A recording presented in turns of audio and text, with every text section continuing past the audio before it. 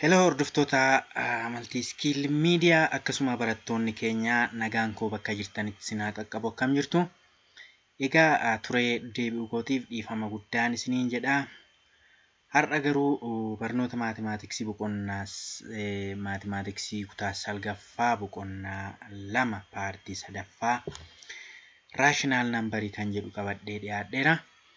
Egaan kutaa kana keessatti waa'ee raashinaal nambarii akkasuma deesimaal nambarii akkamitti raashinaal nambarii gara deesimaaliitti akkasuma immoo deesimaalii gara raashinaaliitti akkasuma deesimaalii deddeebi'aa fi kan hin deddeebine waliin diteeyilii ilaallachuudha. Subscribe share gochuun eegalaa warri beeksisa hin taane akkasuma hiriyoota keessan warra carraa kana hin arganne biraan ga'uudhaaf egaa subscribe fi sharing ga'ee guddaa taphata waan ta'eef viidiyoon kun namoota hedduutti akka mul'atutti egaa maltii skill media bira dhaabbachaa akka nu gargaartan abdii guddaan qaba. Egaan raashinaal nambarii definition isaarraa kan nuti kaanu when we define these rational numbers, rational numbers is any number that can be written in the form of a over b. Okay, any numbers written in the form of a over b where a and b are integers. Okay, do you know what mean the integers? But the number b is different from 0. Okay, different from 0.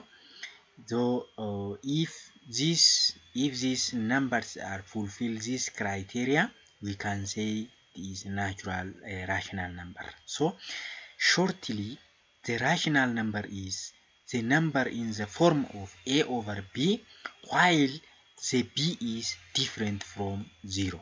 Okay, kanaaf egaa raashinaal nambarii kan nuti jennu bifa a over b tiin kan taa'u ta'ee waamamaan yookiin immoo inni jala jiru sun 0 irraa adda yoo ta'e raashinaal nambariidha jenna jechuudha. Kanaaf the set of rational numbers is denoted by q and is described as q is equal to phrase open the phrase a over b. A and b is the member of z or integer when b is not equal to 0. Gabaabumatti yeroo q-dhaan jechuudha egaa kan nuti raashinaal nambarii kana bakka buusnu. Raashinaal nambarii kun egaa bifa a over b ta'anii a fi b'n keenya miseensa integerii ta'anii b'n keenya garuu 0 irraa adda ta'uu qaba jechuudha. Invalidii ta'a waan ta'eef b'n keenya 0 irraa adda ta'uu qaba jechuudha. Mee fakkeenya kana haa ilaallu. To consider this example 1, the number 3 over 4 negative 6 0 minus 13 over 10 are rational numbers. Okay, amma lakkoofsi 3 irraa 4 negative 6 0 akkasuma negative 13 over 10 kun raashinaal nambariidha. Egaani negative 6 fi 0 kun bifa a over b miti. Amma fakkeenya yoo akkatti ilaaltan bifa a over b miti, garuu negative 6 over 1 qaba jechuudha. 0nis over 1 qaba. Lakkoofsi kamiyyuu kophaa isaa taa'ee jira yoo ta'e lakkoofsi isaa kophaa taa'ee jira yoo ta'e icciitiidhaan lakkoofsa tokko of jalaa akka inni qabu yaadachuu qabdu jechuudha. Kanaaf lakkoofsi tokko jala jirtu kun a over b gooti jechuudha. Bifa a over b tiin akka inni jiru taasifti jechuudha. So negative 6 over 1 and 0 over 1 jenna jechuudha. Lakkoofsonni kun lakkoofsonni negative 6 fi 0 kun negative 6 irra tokko 0 irra tokko jennee bifa kanaan waan ta'aniif bifa raashinaal nambariitti lakkaa'amu jechuudha. Egaa raashinaal nambariin fiigarii kana yoo ilaaltani raashinaal nambariin integerii of keessatti qabata. Akkasuma whole nambarii fi natural nambarii isaan kun keessa jiru jechuudha. Kana jechuun natural nambariin raashinaal nambarii ta'uu danda'a.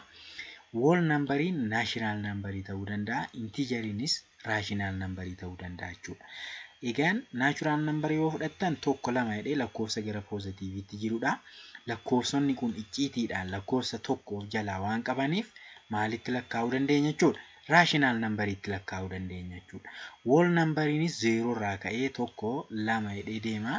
Isaan kunis icciitiin lakkoofsa tokkoof jalaa waan qabaniif raashinaal nambarii ta'uu danda'u jechuudha. Intiijeriinis akkasuma negatiiva, poozitiivaa fi 0 dabalatee raashinaal nambarii jechuu dandeenya jechuudha. Kanaaf raashinaal nambariin lakkoofsota intiijerii, whole nambarii fi naachuraal nambarii include gochuu danda'a jechuudha. Okay? Kana sirriitti qabadhaa. Fiigariin kun sirriitti isinii ibsa yoo xiyyeeffannoon ilaaltan jechuudha. Okay. Mee nootii kana sirriitti define haa goonu. Suppose x is equal to a over b. When a over b is the member of q or rational number, x is a fraction with numerator a and denominator b. Egaa rational numberiin bifa a over b qaba inneerra. Haa ta'uyyuu malee inni gubbaa jiru numereetariidha, inni jala jiru immoo dinominatoriidha jechuudha. Yoo numeretarii yookiin aan kun irra xiqqaa baa yoo ta'e, inni gubbaa jiru kun isa jala jiru gadi yoo ta'e, raashinaal nambariin sun proper fraction jenna jechuudha. Proper fraction jenna. Yoo een kun irra guddaa yookiin walqixa bii ta'e immoo improper fraction jenna jechuudha. Inni gubbaa jiru numeretariin irra guddaa yookiin walqixa denominatorii yoo ta'e, waamsisaan irra guddaa yookiin walqixa waamamaa yoo ta'e improper fraction jenna jechuudha. Akkasuma if y is equal to c a over b where c is the member of integer and a over b is proper fraction, then y is called mixed fraction. Fakkeenyaaf yn keenya c'n cinaa qaba yoo ta'e yookiin immoo koefficientii of biraa qaba yoo ta'e, fraction numberiin keenya koefficientii of cinaa qaba yoo ta'e, mixed ta'a jechuudha. Mixed ta'a jechuudha. X is said to be a simplest or lowest form if a and b are relatively prime or GCF or great common factor of a b is equal to 1. Kana jechuun a b dhaaf gaafa hirru simple kan nuti jennu yoo maal ta'edha jechuudha. Hirmaataan kun hiramaa sanaaf hiramaan sun hirmaataadhaaf isa xiqqaa yoo ta'e jechuudha. Isa xiqqaa yoo ta'e jechuudha. Fakkeenyaaf 4 2 yoo hirre maal ta'a? 2 ta'a miti? 2 irra tokko ta'a jechuudha. 2 irra tokko ta'a. This is the simplest formidha jechuudha. Kanaaf simplest formii kan nuti jennu gaa raashinaal nambarii keenya isa dhumaa jechuudha. Isa hirree sana booda gara mittuu deemuu kan hin dandeenye yoo ta'e the simplest form jenna jechuudha. Example kana ilaallu. Example 2 categorize each of the following proper, improper and mixed fraction. Fraction armaan gadii kana gaa yoo properii ta'e gara properiitti, improper yoo ta'e gara improperiitti, mixed yoo ta'e gara sadanuutti qoonna jechuudha. Fraction numberiin asitti nuu kennamanii jiru. Isaan kana gaafa qoonnu 7 irra 8, 2 irra 9, isaan kun lamaan properiidha. Maaliif? Inni gubbaa jiru isa jala jiru irra xiqqaadha waan ta'eef. 7 irra 3, 6, isaan kun immoo improperiidha jechuudha. 6 kun lakkoofsa tokkoof jalaa qabaa ciitiidhaanii. Inni gubbaa jiru warri gubbaa jiran warra jala jiran irra waan caalaniif improper functionidha jechuudha. 5 guutuu 1/4 immoo mixedidha jechuudha. Mixedidha jechuudha. Egaa mixediin kun egaa yeroo mixedii kana gara fractionitti deebisnu fakkeenyaaf equationii kana gargaaramna yookiin immoo general truth kana gargaaramna gara fractionitti jiruudhaaf. For 3 integers L, M and N, where N is different from 0, L is full and M over N, L plus M over N jenna jechuudha. Kana jechuun L guutuudha, M over N immoo raashinaal foormiidha. Isa kana gara raashinaalitti jijjiiruuf maal goon? N kana L dhaan baay'isnee M kana immoo itti idaana jechuudha. Kanaaf L times N plus M over N jenna jechuudha. Sana booda gara raashinaalitti jijjiirra jechuudha. Fakkeenyaaf 3 guutuu 1/4 fudhannee ilaalla. 3 guutuu 1/4 kana yoo fudhannee ilaalle maal goon? 3 baay'isuu 4 ida'uu tokko jala 4 jenna jechuudha. afurii jenna jechuudha. Kana booda maal dhufaa? 13 irraa afurii argannaa jechuudha. 13 irraa afurii haala kanaan arganna jechuudha. Okay, mee exerciseota kana tokko tokkoon haa hojjennu. Exercise 1 2 3 4 jedhee amma 5tti jira. Kitaaba keessan irra ilaalaa. Tokkorraa kaanee jalqabnaa. Tokkorraa kaanee gaafa hojjechuu jalqabnu tokko maal jedhaa? Express each of the following integers as a fraction jedha. As a fraction. Mee lakkoofsa 5 akka fractioniitti yoo ibsine maal ta'a? Number 5 as a fraction form 5/1 ta'a jechuudha. Lakkoofsa kun egaa natural number'idha. Natural number'iin kamiyyuu icciitiin lakkoofsa tokkoof jalaa qaba. 5/1 waan ta'eef bifa A/B'tiin kaa'ameera jechuudha. 5 keenya A'dha, tokko immoo bifa B'tiin jechuudha. -3 akkasumatti keenya jechuudha. -3nis -3/1 ta'a. 13 immoo 13 irra tokko ta'a jechuudha. Kun egaa bifa rational formiitiin fractioniitiin yeroo kennu akkas ta'a jechuudha. Now, exercise number 2 akkas jedha. Write true if the statement is correct and false otherwise. Yoo himichi sirrii ta'e dhugaa jedhe, sana ta'uudha yoo baate garuu soba jedhe jedha. Haa ta'u malee justify if the answer is false. Deebiin kee falseidha yoo ta'e maal godhe? Dhugoomsii jedha jechuudha. Okay. Een keenya maal jedha? Any integer is rational number. Any integer is rational number. Integeriin kamiyyuu rational number'idha jedha. This is what? True'dha jechuudha. Kun dhugaadha. Integeriin kamiyyuu rational number'ii ta'uu danda'a jechuudha. Lammaffaan immoo the simplest form of 35/9 is 9/5. Rational number'ii kana yoo salphifne 9 irraa 7 dhufaadha. Akkas dhufaa? Inni dhufu jechuudha. Kun maal dhufaa? 35 amma 5 yoo hirre maal dhufa? 7 dhufa. 45 immoo 5 yoo hirre meeqa dhufa? 9 dhufa. Kanaafiyyuu 7 irra 9 ta'a malee 9 irra 7 hin ta'u jechuudha. Deebii sirriin 7 irra 9ti. Siin immoo maal jedhaa? For A and B are the member of integer, A/B is rational number. Lakkoofsi A, B tokko miseensa integerii ta'anii A/B yoo goone maal ta'a? Rational number'idha jedha. Kuni true'dha jechuudha. True'dha. Okay, integerii ta'ee bifa A/B'tiin kaa'uu ni dandeenya jechuudha. Okay. D'n immoo the simplest form of 5/2/4 is 11/2. Amma lakkoofsa kana mixed'dha.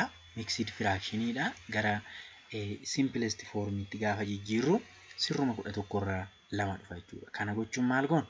4 baay'isuu 5 ida'uu 2 jenna jechuudha. Okay? Denominatorii coefficientiin baay'isnee numeratariitti daanee denominatorii keenya jala yoo goone kana 22 irraa 4 dhufa. 22 immoo 2 yoo hirre 11, 4 2 yoo hirre 11 irraa 2 dhufa jechuudha. 11 irraa 2 the simplest form'idha jechuudha.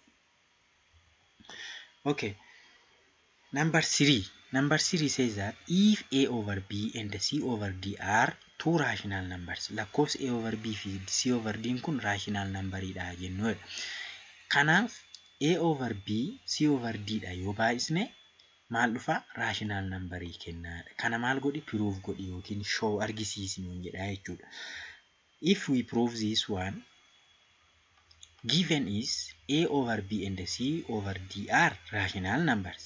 This means A and B, C, D are the members of integers, and B is different from 0, D also different from 0. Egaa asirratti rational number'idha waan nuun jedheef rational number'ii ta'uu kan danda'an immoo B'n keenyaa fi D'n keenya 0 ta'uu hin danda'anii jechuudha. Haa ta'u malee A, B, C, D'n keenya integeridha jechuudha. Kanaaf yoo waliin baay'isne maal kennu jechuudha? A/B times C/D keenya C A times C fi B/B times D kennu jechuudha. B fi D 0 irraa adda inni irraa lakkoofsa kamiyyuu 0 irraa adda kan ta'an yoo waliin baay'isne immoo lakkoofsuma kennu jechuudha. Kanaaf integerii baay'isu integeriidhuma kenna jechuudha. If we multiply two integers, we can get integer. So B and D are the member of integer. B and D is different from 0 because of neither R nor B and D are 0. So it is what? Rational number jechuudha. Rational number. Lakkoofsa kamiyyuu fakkeenyaaf 2/3 fudhadhaa. 2/3 times 5/4 yoo fudhattan lakkoofsi kun maalidha? Intijeroota jechuudha. Intijeroota denominatoriin keenya 0 irraa addadha. Yoo waliin baay'isne meeqa dhufu? 10 irra 2 dhufu jechuudha. Kun egaa maal jechuudha? It also rational number jechuudha. Rational number. Kana mirkaneessuu dandeenya jechuudha. Haala kanaanii gaaffii arfaffaan akkas jedha. Zabiba measures the length of table and she reads 54 centimeter and 4 millimeter. Zabibaan teebilii tokko safartee seentimeetira 54 fi milimeetira 4 argattee jedha. Express this measurement in terms of centimeter in lowest form of A/B. Isa kana maaliin ibse? Bifa raashinaalitiin isa maal ta'e lowest yookiin simpli kan ta'e godhiitii argisiisnuu jedha jechuudha. Kanaaf seentimeetira 54 fi milimeetira 4 kana yoo ibsinu maal ta'a seetanii jalqaba irratti steepii jalqaba irratti milimeetirii gara seentimeetiraatti deebisuu qabna jechuudha. Seentimeetiriidhaan ibsi waan jedhamneef seentimeetira 4 kana 4 gara seentimeetiraatti gaafa deebisnu milimeetira 4 irra 10 seentimeetirii ta'a jechuudha. 4 irra 10 seentimeetirii ta'a.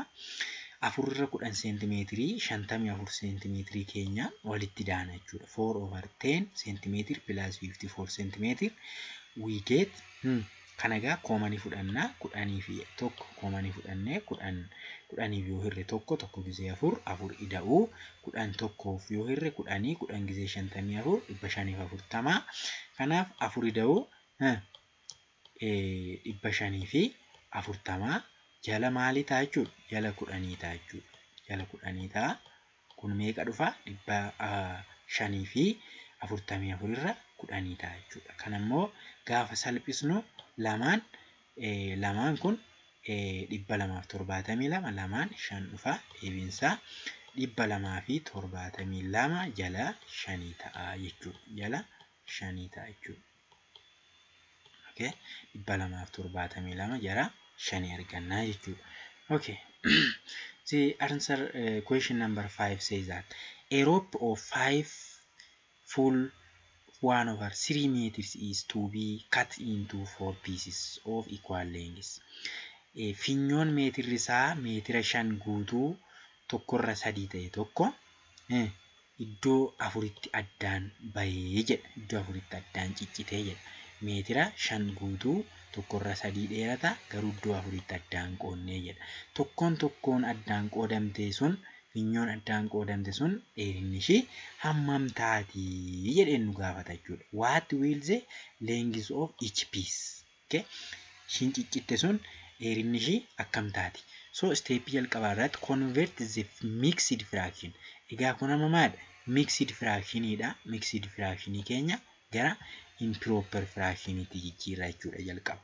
Kana jijjiiruuf egaa 5 1/3 kana goon 5 times 3 plus 1 ta'a jechuudha. Over 3 60/3 ta'a jechuudha. Kana gara improper fractionity gaafa jijjiiru. Kana erga arganne booddee meeqaaf irra jechuudha? Kun 4 irra jechuudha. Okay, divide by 4. Kana 16/3 kana 4 yoo hirre maal ta'a? 16/3/4 ta'a. 4 jala immoo gara beekannoon tokko jirti. Ol gara gashinee yoo ittiin baay'isne 16/3 times 1/4 ta'a. 16 irraa 12 ta'a.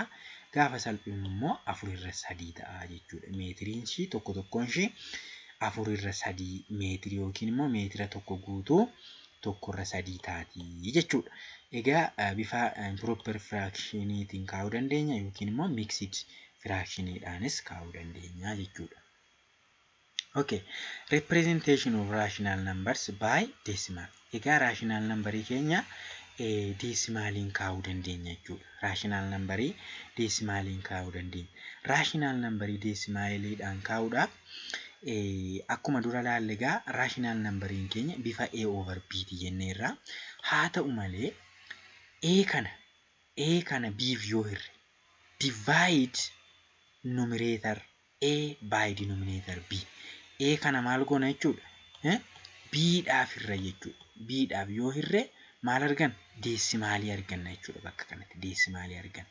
Haa ta'u malee yeroo kana goonu piroosesii kana keessatti wantoota lamatu nu quunnama. We change rational numbers a over b into decimal form. One of the following case will be occur. Yeroo lakkoofsota raashinaalii gara deesimaaliitti jijjiirru kanneen armaan gadii keessaa tokkotu ta'a jechuudha. Tokko, division process in this when the remainder is 0 is obtained. Yeroo piroosesii sana geggeessinutti hirree hafteen keenya 0 ta'uu danda'a jechuudha. Hafteen isaa 0 yoo ta'e deesimaaliin keenya terminating deesimaalii jedhama jechuudha. Yoommoo hafteen keenya deddeebi'aa ta'e 0 ta'uu didee yoo hafteen isaa kan deddeebi'u yoo ta'e repeating deesimaalii ta'a jechuudha. Kitani raashinaal nambarii tokko yoo numereetarii dinominaatariidhaaf hirru hafteen isaa deddeebi'aa yoo ta'e repeating deesimaalii jenna jechuudha. Okay. In the above activity 2.10 exercise keessan irraa ilaala. Activity 2.10 ni maal jedha seetanii when you perform the division of 3 by 5. Okay, 3 by 5. The division of 3 by 5. Okay, 3 by 5 you obtain 0.6. Amma sadi shaniif yoo hirre 0.6 arganna mitiire. Kuni terminateedha, dhaabbateera jechuudha. Hafteen isaa 0dha, dhaabbateera 0.6 dha. Garuu 5 sagaliif yoo hirtan 0.55 jedheetti fufa. Akkasuma negatiiva 15 yoo hirtan 0.933 jedhee itti fufa. Isaan kun repeating deesimaalidha jechuudha. Repeating deesimaalidha jechuudha. So isaan kana maal goona? Repeating deesimaaliin dheerata waan ta'eef gabaabsinee keenya jechuudha. Gabaabsinee kaa'uudhaaf lakkoofsa deddeebi'u sana gubbaasaa maal goona? Baarii keenya jechuudha. Baarii yookiin immoo sarara dalgee gubbaasaa keenya jechuudha. Fakkeenyaaf 0.55 kana gabaabsinee kaa'uudhaaf maal goona? Kun amma lakkoofsa deddeebi'aadha.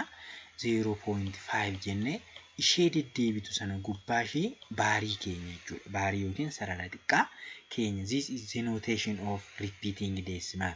Bakka bu'ee lakkoofsa deesimaalii deddeebi'aa yeroo bakka buusumudha jechuudha. Fakkeenya kana ilaalaa. Write the following fractions using notation of repeating decimal. Tokkorra sadii kana iddoo bu'ee deesimaalii deddeebi'aatiin kaayedha jechuudha. Kanaaf tokko sadii yoo hirtan 0.33 dha. Deddeebi'aan keenya lakkoofsa sadiidha waan ta'eef 0.3 jennee gubbaa ishee laayinii kana goonaa jechuudha. Akkasuma 23/9nis 23 jedhee deddeebi'aa ta'a waan ta'eef 0.23 jennee gubbaa ishee laayinii kana keenya jechuudha. Karaa kanaan gabaabsinee repeating deesimaalii keenya notify goonee kaa'uu dandeenya jechuudha. In another case, converting terminating decimal to fraction. Akkasuma gaa terminating deesimaalii yookiin immoo deesimaalii hirame tokko hiramee lakkoofsa deesimaaliin taa'e tokko gara firaashiniitti deebisuu ni dandeenya jechuudha. Okay? Bifa A over B'tiin kan taa'u yoo ta'e maalidha? Firaakshiniidha jenna. Bifa pooyintiitiin yoo taa'u kan ta'e immoo maalidha jennee? Deesimaalidha jennee jechuudha. Lakkoofsota deesimaalii kana gara firaakshiniitti jijjiiruudhaaf beezii power of 10 isaanii ilaalla jechuudha. 10 baay'isuu dandeenya, 100 baay'isuu dandeenya, 1000 baay'isuu dandeenya jechuudha. Kun maalirratti depend ta'a? It is depend on the number of digits after the decimal point. Pointii bakka kana booddee lakkoofsota baay'ina digiitii jiran irratti hundoofneetu paaworii 10 kanaan baay'isnaa jechuudha. Mee fakkeenya kana ilaalaa. Example kana ilaala. 7.3. 7.3 kun amma 7.3 tuqaa kana booda digiitii meeqa jira? Tokkotu jira. Kanaaf meeqaan baay'isna? Gubbaas 10 baay'isna, jala isaas 10 baay'isna jechuudha. Gaafa 10 baay'isnu maal ta'a? 73 jala 10 ta'a jechuudha. Jala 10 ta'a. Gabaabumatti maalitti deebisnee jirra jechuudha? Jala 10 ta'e gara firaakshiniitti jijjiirree jirra jechuudha. Mee negatiiva 0.18 kana immoo ilaala. Kana immoo digiitii meeqa jira tuqaa booda? 2tu jira. Kanaaf iyyuu meeqaan baay'isa? dhibbaan baay'isna jechuudha. Dhibbaan baay'isna. Jalas dhibbaan baay'isna jechuudha. Okay? Kanaafiyyuu meeqa ta'a jechuudha?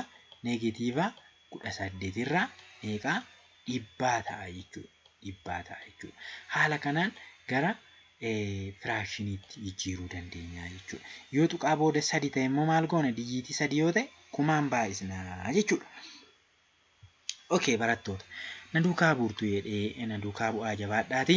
Amma immoo exercise 2.9 kanan solve isinii godha. Amma lakkoofsa afuriitti jira. Tokko isaaniitiin lakkoofsa tokko kanarraa ka'een hojjedhaa jechuudha. Lakkoofsi tokko maal jedha seetan? Write the following fractions using notations of repeating decimal. Lakkoofsota kana kun amma fraction number'idha. Desimaalii deddeebi'aa yoo ta'e iddoo bu'ee repeating decimaliitiin kaa'i jedha jechuudha. Akkasuma tokko isaaniitiif. Kanaaf A kanaaf yoo hojjenne maal goona? 8 9 irra jechuudha gabaabumatti. 8 9 yoo hirruu gara deesimaaliitti jijjiiruudhaaf 0.88 jedhee itti fufa jechuudha. Itti waan fufuuf maal goona? Lakkoofsi deddeebi'aan keenya kami? 8 mitiire 0.8 jennee 8 gubbaa ishii laayinii goonaa jechuudha. Akkasuma kan 11 akkasuma goonaa tokko 11 ofirraa gaafa hirru 0.090909 jedhee itti fufa. Kanaaf deddeebi'aan keenya 0.9 dha waan ta'eef 0.9 kana gubbaa lakkoofsa laayinii goonaa jechuudha. 5 6 yoo hirre 5/6 is 0.8333. Kanaaf deddeebi'aan keenya 3 dha. Asitti consider kan nuti goonu deddeebi'aan keenya lakkoofsa 3 dha waan ta'eef 3 irra goonaa jechuudha. Laayinii keenya 3 irra goona malee 8 hin dabalatu jechuudha. Akkasuma 14 9 yoo hirtan maal ta'a? 1.55 ta'a. 5 keenya qofaarra laayinii goonee notation repeating decimaliitii jijjiirree haala kanaan tokko isaaniitiif keenya jechuudha. Tokko isaaniitiif haala kanaan keenya jechuudha.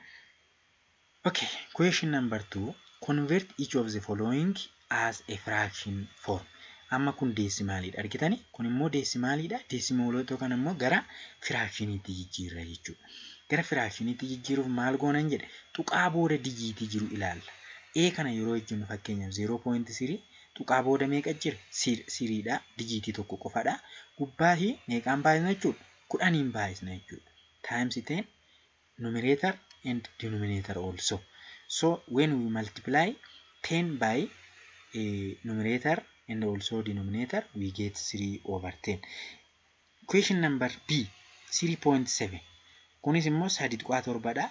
Dijiitii booda tuqaa booda dijiitii tokko jira. 10 baay'isna jechuudha. Karaa biraa immoo 3 plus 0.7 jechuu dandeenya. 3.7 jechuun 3 plus 0.7dha.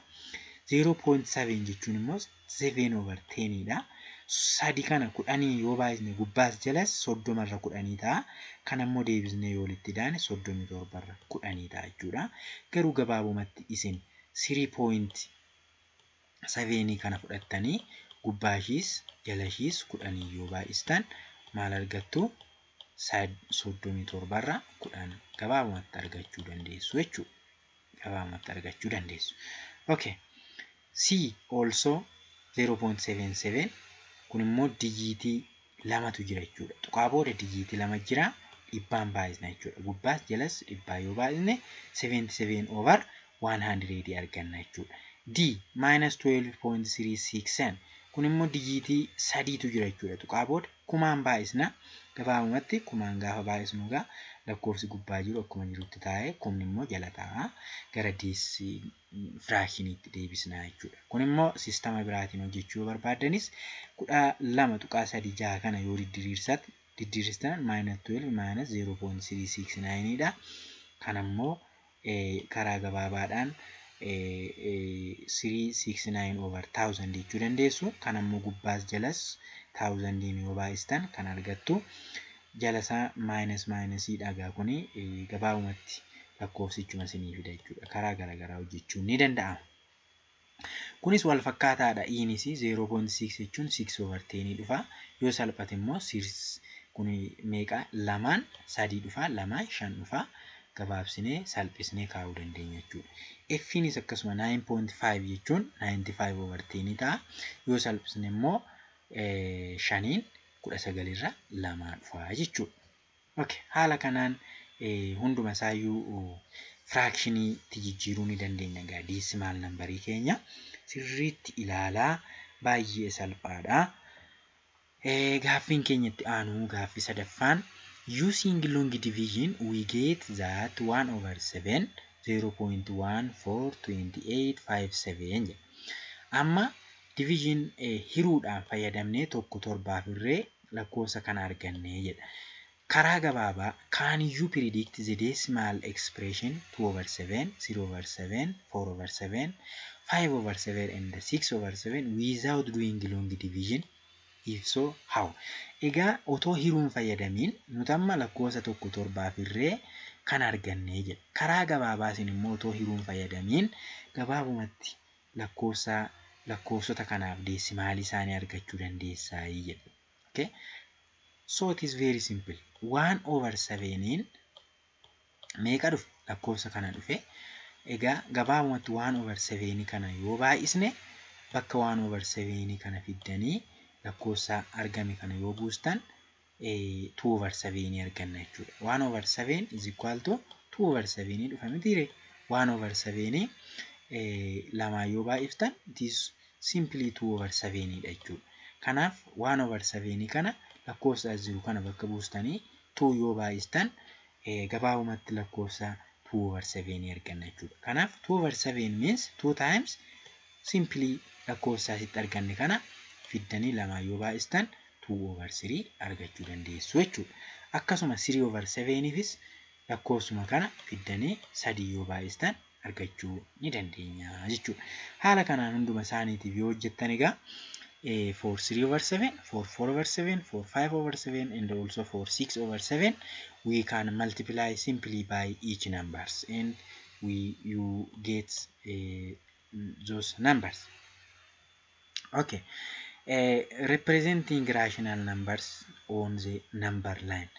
Sarara xiyya yookiin immoo xiyya lakkoofsaa yookiin sarara lakkoofsaatiin ibsuu ni dandeenya egaa lakkoofsota raashinaalii. Fakkeenyaaf -5 fi 3, 4/5, -5/2 kana xiyya lakkoofsaa irratti ilaala. Xiyya lakkoofsaa yeroo kaastan jalqaba xiyya lakkoofsaa kaawwattanii gara poozitiiviittis gara negatiiviittis 0 kanarraa kaatanii 0 senterii kanarra jira. As tokko lama jettanii gara poozitiivaatti deemtu, -1, -2 jettanii gara negatiivaatti immoo itti fufaa, gara poozitiivaattis itti fufaa jechuudha. Lakkoofsonni raashinaalii kun bakka isaan itti argaman maal gootu irratti tuqxanii ka argisiisuu dandeessu jechuudha. Fakkeenyaaf xiyya kana yoo ilaaltan gara poozitiiviitti jira, gara negatiiviitti jira, 0 bakka kana jira. 0 kanarraa gara poozitiiviitti 1, 2, 3, 4 jedhee jira. 4/3 kun egaa 1 fi 2 gidduutti argama jechuudha. 4/3 jechuun 4 hiruu 3ti. 4 3 yoo hirtan 1dha. 1 gizee 3 3 4 irraa 3 yoo hir'istan meeqa ta'a? 1 tuqaa as 0 goone egaa 3 ta'a. 1.3 ምናምን ta'a. 1.3 ምናምን kun immoo 1 fi 2 gidduutti jira. Gabaabumatti bakka kana jirti jechuudha 4/3. -5/3 immoo 5 hiruu 2 jechuudha. Eessatti argamti? -2 fi -3 gidduutti argamti jechuudha. Kana jechuun immoo -5 fi 2 yoo hirtan meeqa dhufti? -2.5 akkabaabii dhufti jechuudha. Ishiin immoo gidduu kanatti argamti. -5 as jirti.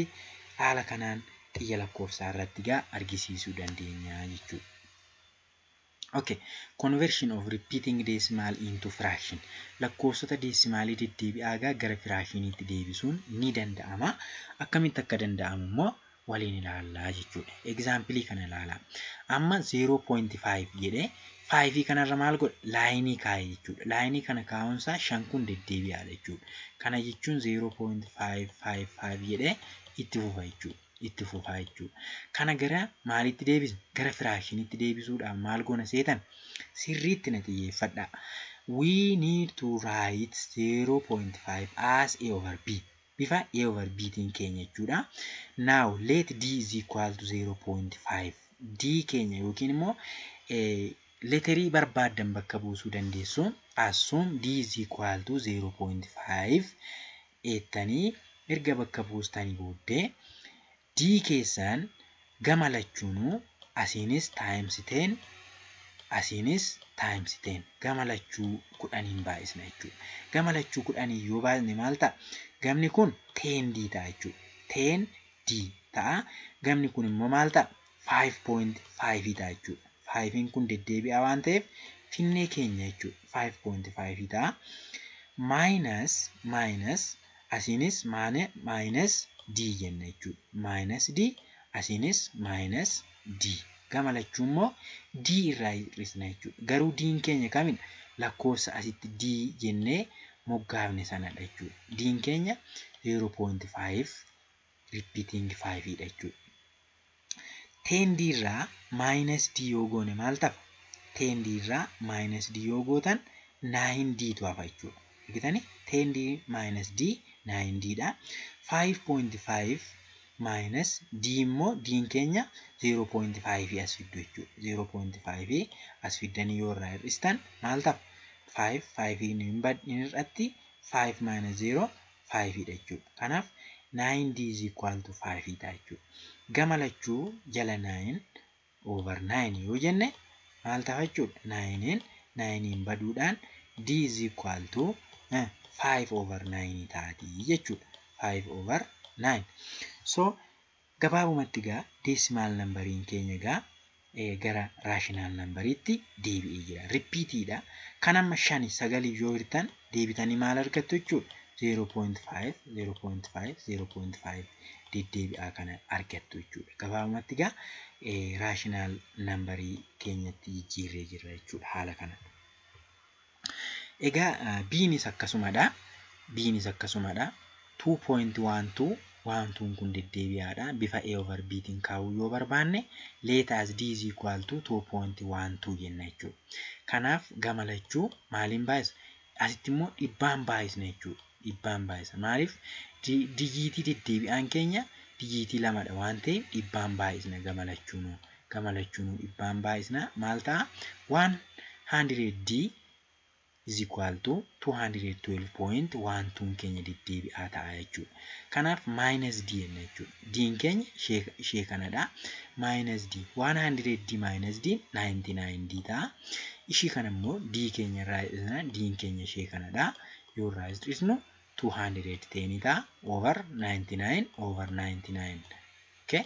Over 99 yoo goone gama lachuu maal ta'a jechuudha? d is equal to 210 over 99 dha. Gaafa salphisnu immoo 70 over 33 ta'a jechuudha. Gabaabumatti gaa decimal numberiin kun rational numberiitti gaafa deebi'u haala kanaan ibsama jechuudha. Okay. Egaa example 3nis wal fakkaataadha. Sirriitti ilaala. Isheen kunis wal fakkaataadha. Haaluma sanaan jechuudha kan inni hojjetamu.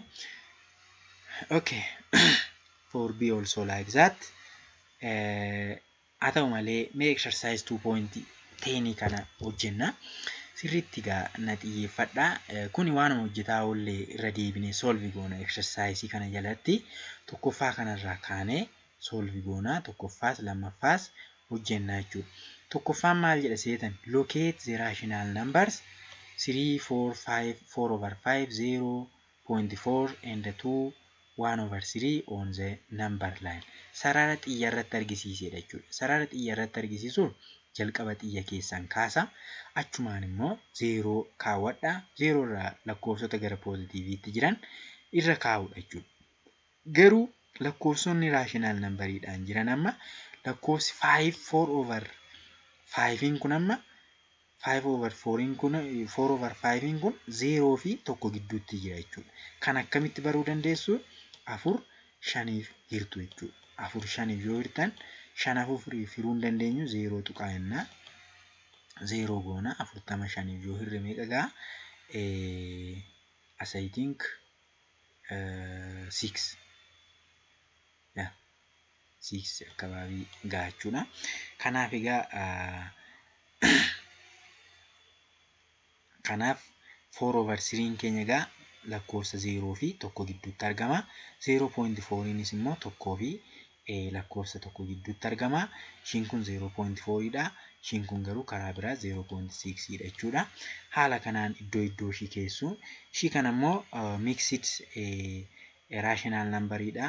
2 times 3 plus over 3 ta'a jechuudha. 2 times 3 plus 1 over 3 yeroo ta'u 6 7 over 3 ta'a jechuudha. 7 over 3 dha. 7 over 3 jechuun immoo meeqa ta'a jechuudha? 7 hiruu 3 jechuudha. 7 hiruu 3 7 3 yoo hirru meeqa ta'a? 2 2 ጊዜ 3 6 1 taati. 2 tuqaa 3 wayii taati jechuudha. 2 tuqaa 3 jechuun immoo 2 fi 3 gidduutti argamti jechuudha bakka kanatti. Haala kanaan laayinii irra gootu jechuudha. Haala kanaan 4 immoo bakka kana jirti. Lakkoofsi 3 fi 4 immoo bakka kanaa fi bakka kan keessu jechuudha. Haala kanaan lakkoofsota asirra jiran kana egaa laayiniidhaan kaa'uu dandeenya jechuudha. Okay. Gaaffii lammaffaan immoo maal jedha? Represent each of the following decimal as simplest fraction form. Isaan kun immoo deesimaalii deddeebi'aa kana bifa firaakshiniitiin kaa'edha jechuudha. A irraa kaanee hojjenna jechuudha. Kana hojjechuudhaaf let x is equal to 2.6 jennee kaana. Okay? Kana hojjechuuf let x is equal to 2.6 jennee kaana jechuudha. Kan adda goone booddee tuqaa kana booda dijiitii meeqa jira? Tokko jira. Kanaaf iyyuu gama lachuu 10 baay'isna jechuudha. X times 10 gamanaanis 2.6 times 10. Gama lachuu 10 yoo baay'isne 10x is equal to 26.6. 6 kun deddeebi'aadha waan ta'eef bukkee goona jechuudha. Sana booda minus x jenna jechuudha. Gama lachuu asiinis minus x, asiinis minus x. Garuu x'n keenya vaaluun x keenya ishee kana finnee asitti x kana irraa hir'isna. Asitti immoo 10x minus x is equal to 9x ta'a. 26.6 minus x jechuun immoo 26.6 minus 2.6 ta'a. Kanaaf 9x is equal to 24 ta'a.